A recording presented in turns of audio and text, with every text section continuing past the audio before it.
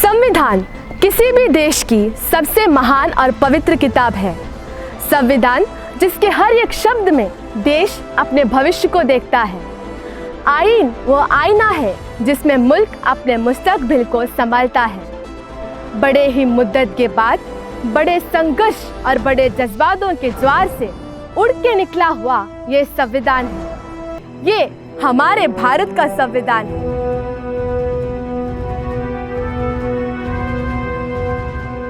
हर देश का अतीत उसके इतिहास के पन्नों में कैद होता है और भविष्य उसके संविधान के पन्नों में। लेकिन इन पन्नों को तैयार करने में वर्षों की तपस्या लगती है।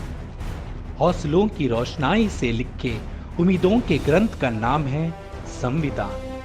2 साल 11 महीने और 18 दिन में तैयार हुआ ये हिंदुस्तान का संविधान दुनिया का सबसे बड़ा लिखित संविधान है।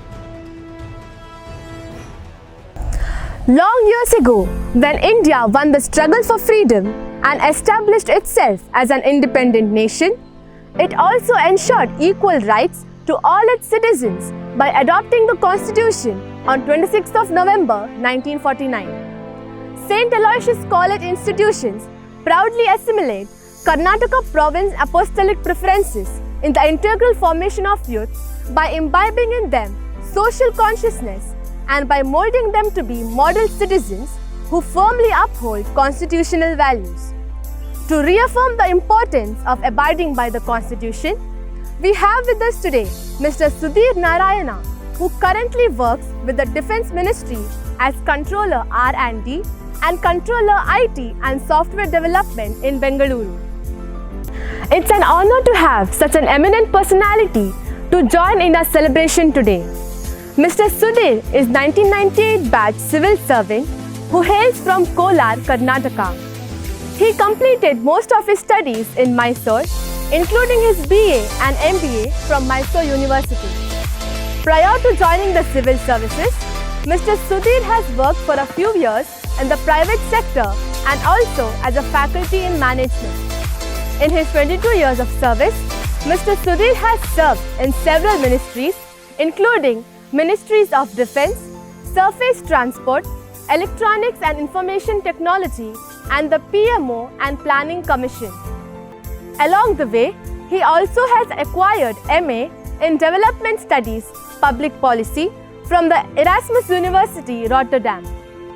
The busy work schedule that Mr. Sudhir maintains hardly seems to let him find some time for himself. But whenever possible, he manages to read books of his interest. He also loves to travel, dabbles in writing and photography, and conducts workshops for students through various organizations. Who better than such a great role model to enlighten us on the significance of Samvidhan Divas? Welcome to SAPUC on behalf of principal, staff and students. Good morning. I wish you all a very happy Constitution Day. 71 years ago, on this day, the Constituent Assembly ratified the Indian Constitution. It was prepared by the drafting committee headed by Dr. B.R. Ambedkar. And with this, we took the first step towards becoming a democratic republic. Hark back to those days before independence, 1946. Constitution guarantees us all citizens of India basic or fundamental rights. What are these fundamental rights and why these fundamental rights? There are 6 kinds of rights that are deemed as fundamental to us. Right to equality, right to freedom, right against exploitation, right to freedom of religion, cultural and educational rights, right to constitutional remedies. Right to equality ensures that all citizens, regardless of gender, economic or social class, sexual orientation, would all be equal in front of the law. Right to freedom ensures that we have freedom of expression, freedom to form unions, freedom to form groups, freedom to practice what we want, and freedom to assemble in a peaceful manner, etc. Right against exploitation ensures that there is no child labor, there is no bonded labor, and there is no work that is performed without a remuneration. Cultural and educational rights ensure that you can preserve your own culture, linguistic or otherwise. Right to freedom of religion ensures that you can practice your religion in peace, and you can also proselytize or spread your religion in peace. While all these rights are guaranteed, if at all these rights are violated by any person or institution or even the government, how do you have a recourse to your own protection? And that is enshrined through right to constitutional remedies. A set of writ are available through this right to constitutional remedies, which ensure that individual and human rights are protected. The freedom that you enjoy is protected through right to constitutional remedies. And Dr. B.R. Ambedkar rightly said this is the soul of the Constitution. And why fundamental rights? Without basic rights, how do we prosper? How do we progress? How do we develop? So without the basic rights that are awarded to the citizens cannot move forward. Also, through the Constitution, we have chosen a parliamentary democracy. We have chosen an executive, which actually would make laws and implement them through these methods on behalf of all citizens of the country. When these laws are made, how do you as a citizen expect that they do not breach your privilege or the rights that you're supposed to enjoy?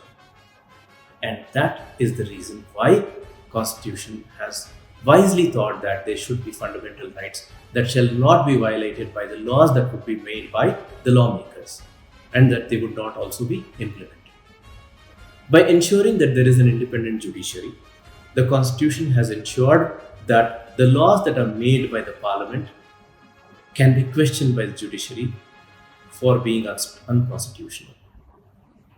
Through various judgments over a period of time, the Supreme Court has also established a basic structure of the Constitution, which is inviolable. What is this basic structure to? The preamble of the Constitution, the fundamental rights that it contains, the Constitution contains, and the democratic features that we have are inviolable and they cannot be changed. And that is what is meant by the basic structure. So this has been established through various judgments that have taken place from the 1950s to through the 1980s. Just because the Constitution guarantees you the fundamental rights, and just because you have an independent judiciary, does not mean that these rights do not get violated. We must remember that there are vested interests all around us in the society, right? Plus, no government brooks criticism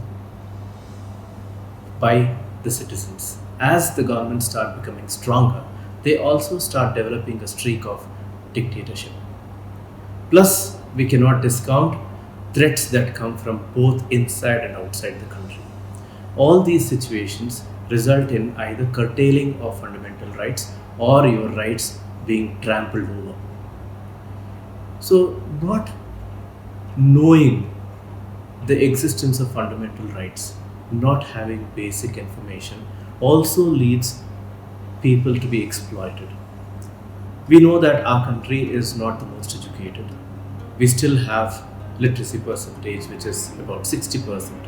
And this only includes people who can write their names or sign their names. So when we have such low literacy, the knowledge about their own rights also is very limited. You are students and you are the future citizens of this country and the people who are going to shape the future of this country.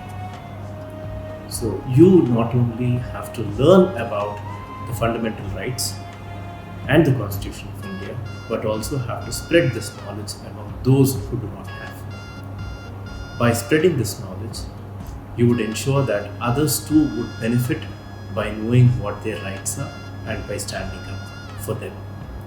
You can make a change. And today, on this Constitution Day, take a pledge to not only learn about your fundamental rights and the Constitution of India, but also to take the message of fundamental rights and the Constitution of India to people around you. Jai Hind, thank you. Even in difficulties, when the country is roiled in confusion, or the best path to take to the future, the Constitution stands as a lighthouse shining direction over a sea of people. Let us ensure that this light never goes out.